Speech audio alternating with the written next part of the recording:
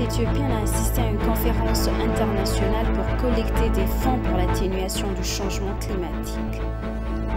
Le porte-parole du ministère des Affaires étrangères a réitéré l'engagement du gouvernement fédéral à maintenir les opérations de secours dans la région du Tigray.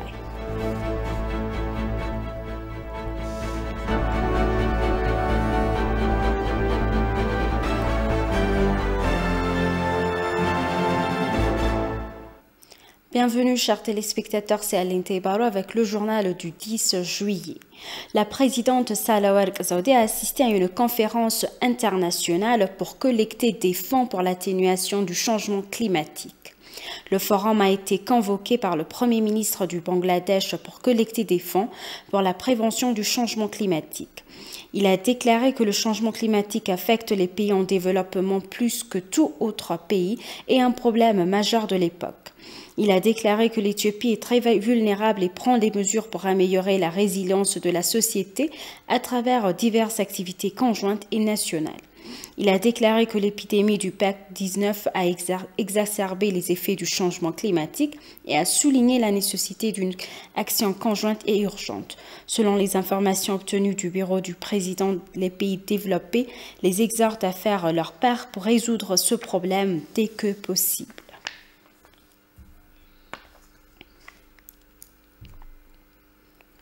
Le Premier ministre Abiy Ahmed a déclaré que le grand barrage de la Renaissance éthiopienne est une source de coopération pour les trois pays.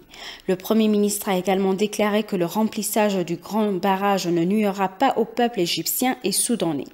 Il a déclaré qu'il n'y aurait aucun dommage pour les pays riverains inférieurs car il reste peu d'eau de l'écoulement pendant l'achèvement du barrage. Lorsque le barrage sera achevé, il assurera la prospérité commune de la communauté locale, a-t-il déclaré dans un message publié sur son compte Twitter en arabe.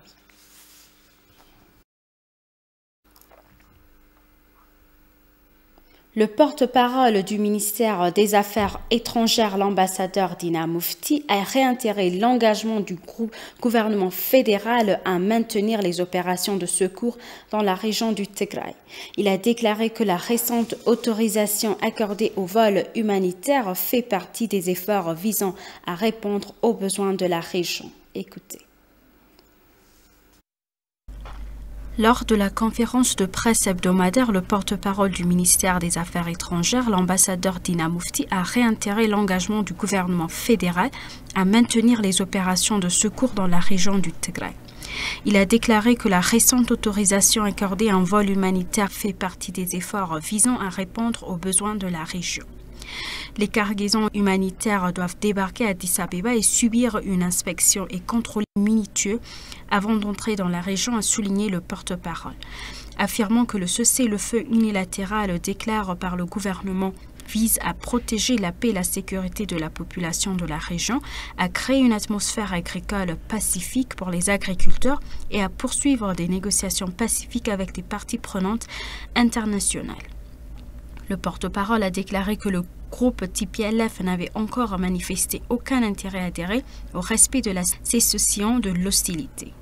Le terroriste TPLF a continué à diffuser de la désinformation, des fausses nouvelles et de la désinformation en tant que fausse propagande pour tromper la communauté internationale. Concernant la réunion de jeudi du Conseil de sécurité des Nations Unies, le porte-parole a déclaré que presque tous les pays membres ont exhorté l'Égypte et le Soudan à revenir dans les négociations menées par l'UA sur le grand barrage. Le ministre de l'eau, de l'irrigation et de l'énergie, Dr Selachi Bekele, a exhorté le Conseil de sécurité à encourager les deux pays à s'en tenir au processus mené par l'UA, a-t-il ajouté. Les Éthiopiens et les ressortissants éthiopiens vivant dans tous les coins du monde, en particulier ceux résidant aux États-Unis, ont joué un rôle crucial dans la clarification du monde sur la position juste et raisonnable de l'Éthiopie sur le Nil et dans la lutte contre l'ingérence étrangère dans les affaires intérieures de l'Éthiopie. Le soutien financier de la communauté de la diaspora à la construction du grand barrage a augmenté plus qu'auparavant, a-t-il ajouté. Concernant les efforts visant à renvoyer les compatriotes éthiopiens des centres de détention d'Arabie Saoudite, le porte-parole a expliqué que la nation a rapatrié 21 182 citoyens avec 99 vols charters. Lors de la réunion d'information ouverte du Conseil de sécurité des Nations Unies sur la question du grand barrage de la Renaissance éthiopienne, Dr Selashi Bakala, ministre de l'eau, de l'irrigation et de l'énergie de l'Éthiopie, a fait des points de remarque principaux sur les démarches de résolution.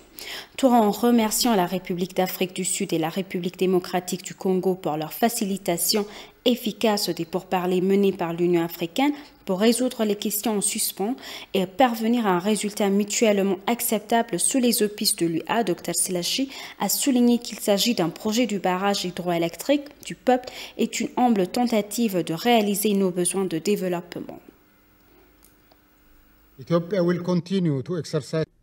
Le GERD est en effet un projet populaire. Tous les Éthiopiens contribuent à la construction de ce barrage et apportent la lumière au foyer de 60 millions de personnes qui vivent dans l'obscurité. Le Nil appartient à tous les peuples des pays de base. Il a également indiqué que le projet démontre le principe fondamental du bien-être et de la prospérité collective de vivre ensemble en paix et de coopérer pour un bénéfice mutuel.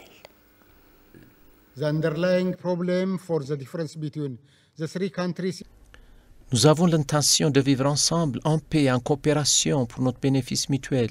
Le GERD démontre à ce corps le principe de bien-être collectif, de prospérité et d'intégration régionale. Il a finalement exhorté les pays voisins à comprendre qu'une résolution de la question du Nil ne viendra pas du Conseil de sécurité. Elle ne peut provenir que de négociations de bonne foi sous les auspices de l'UA avec le souci du bien-être et du développement de chacun. For effectively facilitating the negotiation under the Indo-Fits African Union. Ainsi, l'Union africaine est la bonne plateforme pour traiter ce genre de problème, pour vraiment créer un environnement propice à des négociations pacifiques. Le vice-premier ministre et ministre des Affaires étrangères, son Excellence Damak Amakonnen, a eu une conversation téléphonique avec le ministre des Affaires étrangères de la République du Malawi, l'honorable Eisenhower Mikaka. Il a déclaré que l'Éthiopie et le Malawi ont une longue histoire de relations diplomatiques qui doivent encore être renforcées dans divers domaines. Il a également informé l'honorable Eisenhower Mikaka dans l'enquête conjointe ONU-EHCR-RC en cours sur les crimes présumés commis au Tigray qui ne devraient pas être entravés par des pressions inutiles. Le ministre malawien des Affaires étrangères a pour sa part remercié M. Damaka pour son exposé sur la situation actuelle dans le pays et a exprimé sa volonté de renforcer les relations entre les deux pays.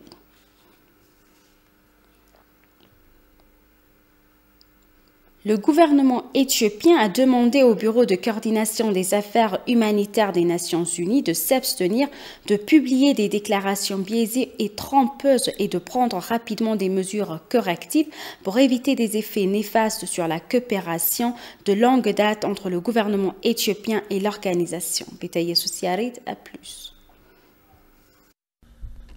La vérification des faits sur l'état d'urgence en Éthiopie a publié une déclaration du cessez-le-feu humanitaire unilatéral au Tigray et l'autorisation de voler pour toutes les parties intéressées afin de fournir des services humanitaires dans la région du Tigray. La déclaration complète se lit comme suit. Le gouvernement éthiopien a affirmé à plusieurs reprises qu'il travaillait en étroite collaboration avec les opérateurs humanitaires à la suite de sa déclaration audacieuse et magnanime du cessez-le-feu humanitaire unilatéral au Tigray. Bien que l'autorité de l'aviation civile éthiopienne ait fermé la partie nord de l'espace aérien pour toutes sortes de vols au-dessous du niveau de vol de 190 depuis le 30-21, le gouvernement éthiopien a annoncé le lundi 5 juillet 2021 qu'il avait donné une autorisation spéciale de voler pour toutes les parties intéressées à fournir des services humanitaires dans la région du Tigray pendant la fermeture de l'espace aérien. À cet égard, le gouvernement éthiopien tient à souligner qu'il n'a refusé aucune demande de vol de marchandises et de passagers vers la région du Tigray. En fait, Le PAM a demandé hier une autorisation de vol pour 2 avions qui ont l'intention de transporter des passagers vers la région. Pour mieux faciliter de telles demandes, le gouvernement fédéral a publié des directives contenant des instructions et des informations que les opérateurs humanitaires doivent strictement respecter pour obtenir l'autorisation du ministère des Affaires étrangères d'Éthiopie et d'autres organismes compétents. À cet égard, le gouvernement a clairement indiqué que tous les vols en provenance de l'étranger ou des aéroports nationaux en Éthiopie doivent d'abord atterrir à l'aéroport d'Addis Abeba avant de se rendre au Tigray. Les vols en provenance de l'espace aérien interdit doivent également atterrir à l'aéroport d'Addis Abeba avant de se rendre à l'étranger ou à un aéroport national en Éthiopie. Comme détaillé dans les directives, tous les opérateurs doivent soumettre et obtenir l'approbation détaillée du vol, tels que le numéro de vol, le type d'avion, le but du vol, les détails du passager et le type de fret avant d'effectuer des opérations de vol. Il est également indiqué qu'une recherche standard doit être effectuée à l'aéroport international d'Addis Abeba à Bolé sur tous les aéroports au départ et à l'arrivée.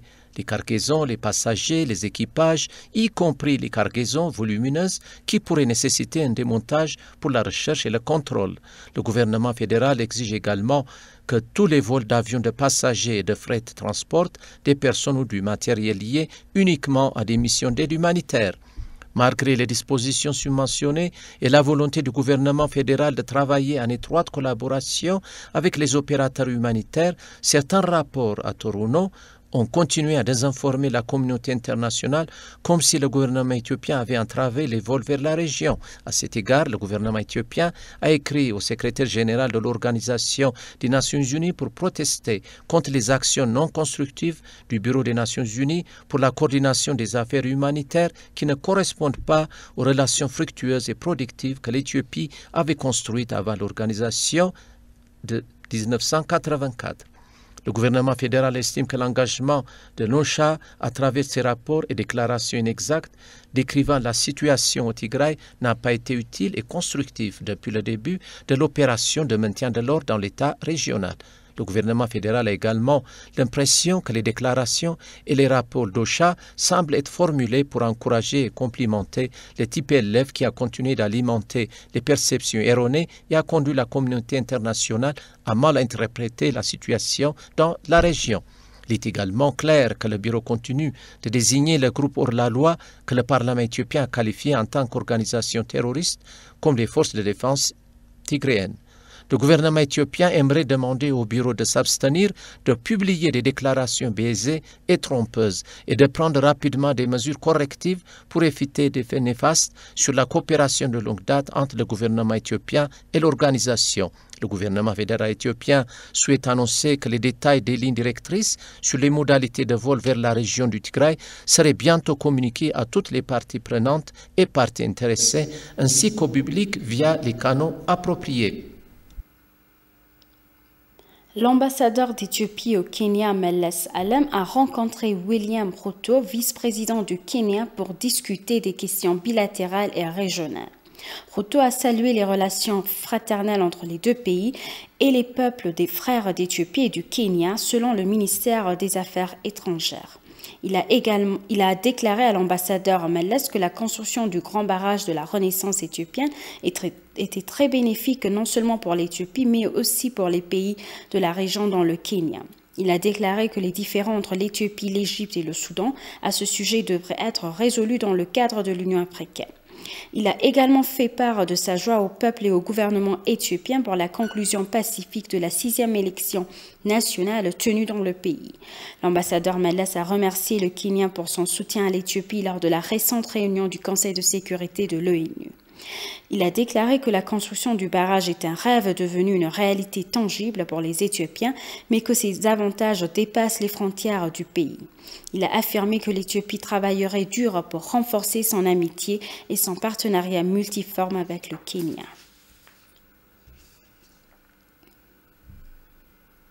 Le ministère des Finances a signé un accord de financement d'un montant de 258,83 millions de birr avec l'Italie pour soutenir les projets en cours connus sous le nom de projet Construire l'intermédiation sur le marché du travail et projet de développement de l'entrepreneuriat féminin. Les deux projets se concentrent sur la création d'emplois, y compris la fourniture de services financiers aux petites entreprises et aux femmes, selon le ministère des Finances. Ahmed Shide, ministre des Finances, et Arturo Luzi, ambassadeur d'Italie en Éthiopie, ont signé l'accord au nom de leurs pays respectifs.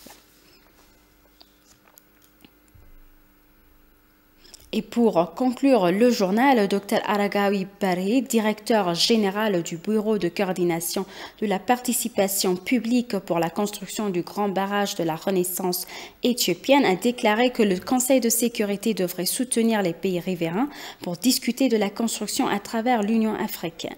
Il a déclaré que la construction devrait être réalisée de manière organisée et coordonnée. Selon lui, environ 16 milliards de birr ont été collectés auprès des Éthiopiens et des personnes d'origine éthiopienne pour la construction du barrage au cours de l'exercice budgétaire qui vient de s'achever. Il a également mentionné que la participation de la communauté de la diaspora à la construction du barrage a augmenté. Il a déclaré que le Conseil de sécurité devrait soutenir les pays riverains afin de créer un terrain propice pour la discussion sous l'arbitrage de l'Union africaine.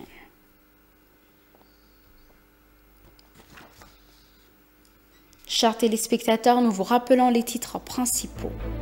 La présidente éthiopienne a assisté à une conférence internationale pour collecter des fonds pour l'atténuation du changement climatique. Le porte-parole du ministère des Affaires étrangères a réitéré l'engagement du gouvernement fédéral à maintenir les opérations de secours dans la région du Tigray.